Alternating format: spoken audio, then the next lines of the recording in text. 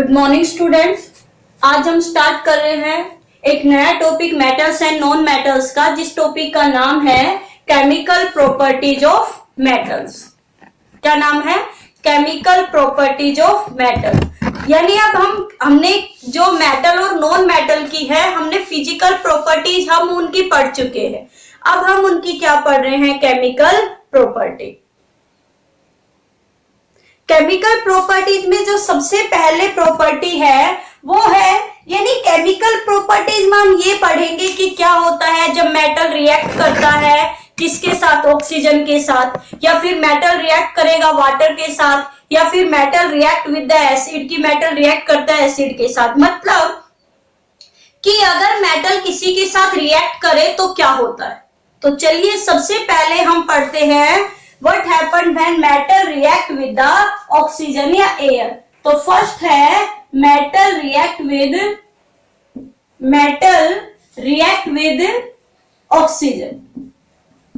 कि क्या होगा जब मेटल क्या होगा? ऑक्सीजन के साथ रिएक्ट करेगा। तो देखिए, जब कोई भी मेटल है, if metal react with the oxygen then it form its oxide, metal oxide.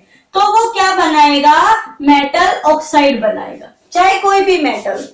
जैसे हमने अगर बात की कि मान लो सोडियम है, अगर सोडियम ऑक्सीजन के साथ रिएक्ट करेगा then it form the sodium oxide. और सोडियम ऑक्साइड का फॉर्मूला क्या होता है भाई? Na2O। क्या होता है? Na2O। तो ये रिएक्शन हमने बैलेंस कर दी। If potassium react with the oxygen then it form the potassium oxide, then the formula of potassium oxide is the K2O। आप सबको पता है फॉर्मूला? अगर नहीं पता तो देखिए कि अगर सोडियम ऑक्साइड है तो ये है सोडियम और ये है ऑक्साइड। सोडियम मतलब Na और ऑक्साइड मतलब ऑक्सीजन। Na के ऊपर वैलेंसी 1 होती है और ऑक्सीजन की वैलेंसी 2। बैलेंस करने के लिए, इक्वल करने के लिए क्रॉस मल्टीप्लाई, और फॉर्मूला क्या बनेगा? Na2। इसी तरह पोटेशियम ऑक्साइड का फॉर्मूला बनेगा। तो क्या होगा? when metal react with the oxygen then it form the metal oxide। अगर हम यहाँ पर बात करें aluminium also react with the oxygen it form the aluminium oxide। क्या बनाएगा ये? एल्यूमिनियम ऑक्साइड बनाएगा, है ना। कितने ऑक्सीजन? 3। इसको आपको क्या करना है? बैलेंस करना है भाई। एल्यूमिनियम कितने हैं? 2। Al2 हो गए, तो यहां पे कितने होने चाहिए थे? 2। ऑक्सीजन यहां कितनी हो गई? 3। अगर मैं इसको कितना कर दूं? 2 कर दूं तो एल्यूमिनियम कितना हो गया? 2, ऑक्सीजन 3। और ये लो 4Al + 3O2 क्या बन गया? 2Al2O3। बैलेंस हो गया। तो कोई भी जब मेटल है अगर वो ऑक्सीजन के साथ रिएक्ट करेगा then it form the metal oxide. क्या होगा जब भी मेटल है अगर वो ऑक्सीजन के साथ रिएक्ट करेगा then it form the metal oxide. अगर यहां पर आयरन भी होता Fe तो वो भी क्या बनाता? Fe3O4 iron oxide. क्या बनाता? Fe3O4 iron oxide.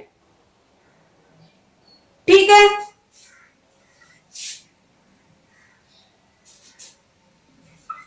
क्या बनाता वो? Iron oxide. ये रिएक्शन बैलेंस हो गई। तो जब भी कोई भी मेटल है अगर वो ऑक्सीजन के साथ रिएक्ट करेगा then it form the metal oxide. वो क्या बनाएगा? Metal oxide. अब मैंने यही रिएक्शन यहां पर क्यों लिखी है? तो देखिए, अब हम इन रिएक्शन के बारे में पढ़ते जाते हैं। सबसे पहले तो आप ये देखिए, when metal react with the oxygen then it form the metal oxide। कि जब भी मेटल ऑक्सीजन के साथ रिएक्ट करेगा तो वो किसकी फॉर्मेशन करेगा? मेटल ऑक्साइड की फॉर्मेशन करेगा।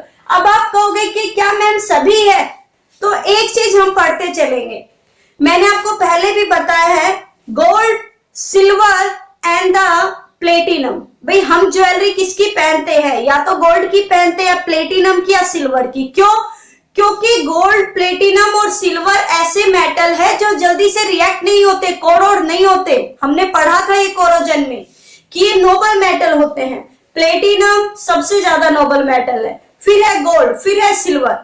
ये तीनों को हम कहते हैं नोबल मेटल। तो ये जो नोबल मेटल ऑक्सीजन से रिएक्ट करेंगे, न वाटर से रिएक्ट करेंगे, किसी के साथ रिएक्ट नहीं होंगे। ठीक है, इसीलिए तो इनकी ज्वेलरी बनाई जाती है, क्योंकि खराब नहीं होते। तो ये एक्सेप्शनल केस में हम हमेशा ध्यान रखेंगे। जब भी मैं कह रही हूँ कि सभी मेटल रिएक्ट कर रहे हैं ऑक्सीजन के साथ, मतलब वहां पर 3 नोबल मेटल की बात नहीं हो रही। किस किस की? Platinum, silver and gold. यहां पर आप लिख सकते हो एक्सेप्शनल में, platinum, gold and silver are the noble metal which does not react with the air as well as water, जो न तो एयर के साथ रिएक्ट करते हैं न ही वाटर के साथ। भाई आप लोगों ने देखा है गोल्ड पहनते हैं सभी, क्या पानी के साथ रिएक्ट करके खराब होता है गोल्ड? नहीं होता है। प्लेटिनम भी नहीं होता है, चांदी भी नहीं होती है, तो इनको हम नोबल मेटल कहते हैं। तो हमारा फर्स्ट टॉपिक क्या है कि जब भी मेटल ऑक्सीजन के साथ रिएक्ट करेगा तो ये क्या बनाएगा? मेटल ऑक्साइड बनाएगा। अब हम यहां पर 3 चीजें पढ़ेंगे, ये आपने लिख लिया होगा। अब यहां देखिए, जब ऑक्सीजन मेटल सोडियम और पोटेशियम के साथ करता है तो ये रिएक्शन इतनी फास्ट होती है, इतनी विग्रोसली होती है, इतनी तेजी से होती है कि ये आग पकड़ जाते हैं। कि जब सोडियम और पोटेशियम है, अगर ये एयर के साथ रिएक्ट करते हैं तो ये रिएक्शन इतनी विग्रोसली यानी इतनी भयानक तरीके से होती है कि ये तब की तब क्या पकड़ लेते हैं? आग पकड़ लेते हैं। इसलिए हमेशा क्या किया जाता है, इनको मिट्टी के तेल में, कैरोसिन ऑयल में या फिर पैराफिन ऑयल में इनको रखा जाता है। ये क्वेश्चन बहुत पूछा जाता है, why the sodium is kept into the kerosene oil, या name the oil in which sodium is put up, कि ऐसे उसका ऑयल का नाम बताओ जिसमें सोडियम डाला जाता है। तो सोडियम या पोटेशियम, तो क्या हो जाएगा भाई? वो कैरोसिन ऑयल, मिट्टी का तेल। क्यों डाला जाता है? Because sodium and potassium react vigorously with the oxygen, then it catch the fire, कि वो क्या पकड़ लेते हैं? ये रिएक्शन इतनी तेजी से होते हैं कि वो आग पकड़ लेते हैं। इसलिए हमेशा इनको कभी भी खुला कंटेनर में नहीं रखा जाता। इसलिए सोडियम और पोटेशियम को किसमें रखा जाता है? मिट्टी के तेल में रखा जाता है। तो अगला हम इंपॉर्टेंट टॉपिक क्या लिखेंगे? सोडियम एंड पोटेशियम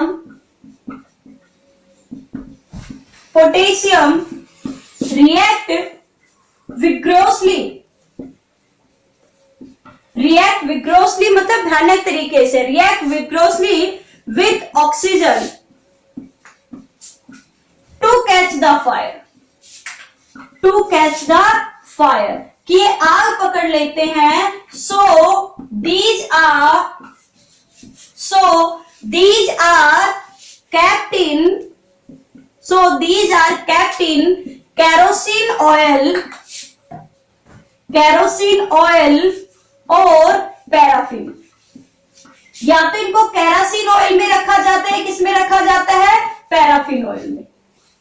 ठीक है, ये रिएक्शन है और ये क्या है? एक टॉपिक ऑक्सीजन से, जहां से ये पूछा जाता है, यहां से क्वेश्चन। अब सेकंड, यहीं से एक और क्वेश्चन पूछा जाता है, वो है एनोडाइजिंग। आपको समझ में आ गया होगा, आप अभी तक सुनते आए हो कि सोडियम और पोटेशियम को मिट्टी के तेल में रखा जाता है। क्यों रखा जाता है, अब आपको समझ में आ गया होगा कि सोडियम और पोटेशियम है वो ऑक्सीजन के साथ इतनी तेजी से रिएक्ट करते हैं कि वो आग पकड़ लेते हैं। इसलिए हमेशा उनको किसमें रखा जाएगा? मिट्टी के तेल में रखा जाता है, क्योंकि उनके ऊपर एक उस ऑयल की एक लेयर बन जाती है, थिक लेयर, कि जिसके कारण वो एयर के साथ रिएक्ट ही नहीं करता, क्योंकि ऑयल की एक लेयर बन जाती है पहले। तो चलिए अब अगला एक इंपॉर्टेंट टॉपिक पढ़ते हैं जो यहीं से पूछा जाता है, ऑक्सीडेशन से पूछा जाता है, यानी कि जब मेटल रिएक्ट करता है ऑक्सीजन से। तो एक और प्रॉपर्टी पढ़ते हैं, वो है एनोडाइजिंग।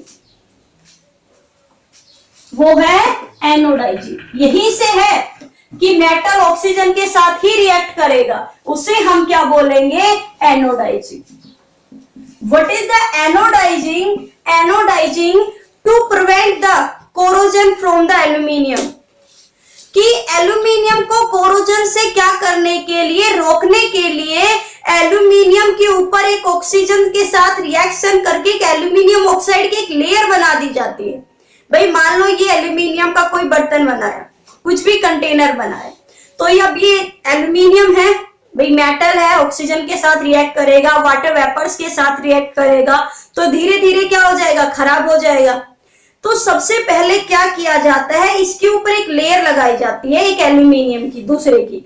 उस लेयर को क्या किया जाता है, यानी एल्यूमिनियम की जो ऊपरी परत है उसकी ऑक्सीजन के साथ रिएक्शन करवाई जाती है।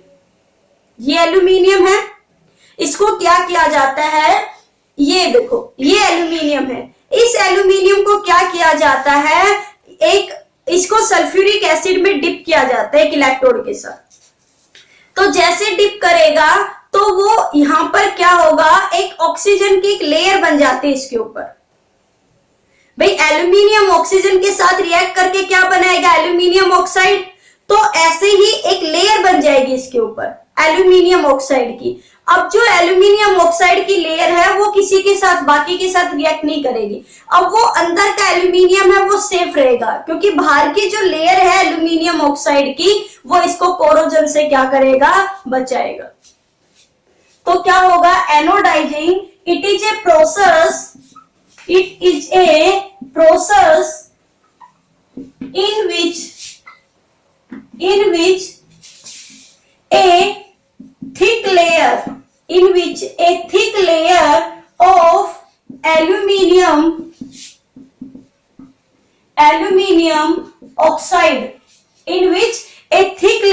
aluminium oxide, जिसका फॉर्मूला है Al2O3, aluminium oxide is covered on aluminium to prevent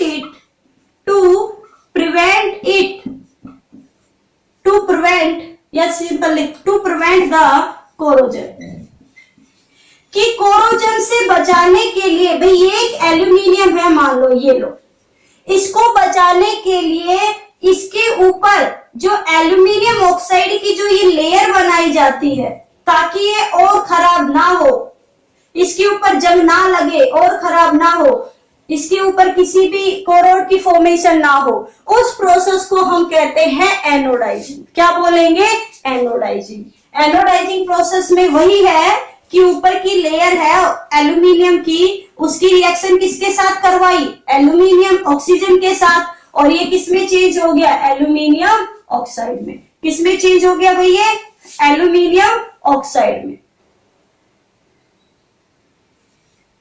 है ना। किसमें चेंज हो गया, ये एल्यूमिनियम ऑक्साइड में। रिएक्शन बैलेंस है। तो क्या होगा, यानी हमने आज के टॉपिक में दो चीजें पढ़ी हैं, एक तो सोडियम और पोटेशियम को केरोसिन ऑयल में क्यों डाला जाता है, दूसरा एनोडाइजिंग प्रोसेस क्या होती है। ये दोनों ही इंपॉर्टेंट है। और आज का जो मेन टॉपिक था हमारा वो क्या था कि metal react with the oxygen, कि क्या होता है जब मेटल किसके साथ रिएक्ट करता है, ऑक्सीजन के साथ। तो अब आप इस टॉपिक को ध्यान से पढ़ोगे, बहुत ध्यान से पढ़ोगे, क्योंकि अब एक एक चीजें इंपॉर्टेंट है। बाकी अगर मैं सेकंड यहीं पर बात करूं कि अब आप लोगों को एक एक खुद से पढ़ना है, जो मैंने आपको सेकंड में पढ़ाया था, सेकंड यूनिट पे पढ़ाया था। अगर किसी ने नहीं पढ़ा तो वो टॉपिक देख सकता है। यानी यहीं पर आप लोगों को एक और टॉपिक लिखना है, मेटल रिएक्ट विद एसिड, कि क्या होगा जब मेटल किसके साथ रिएक्ट करता है, एसिड के साथ। ये मैं पढ़ा चुकी हूं, ठीक है। वैसे इसको फिर से लेंगे, पर एक बार आपको फिर से ये टॉपिक पढ़ना है, एक बार जाकर वीडियो में चेक करना है। तो आज के लिए इतना ही काफी है, शायद ज्यादा हो जाएगा, अभी 10th क्लास में हो। तो आज के लिए इतना ही काफी है, मिलते हैं कल एक नए टॉपिक के साथ। Thank you.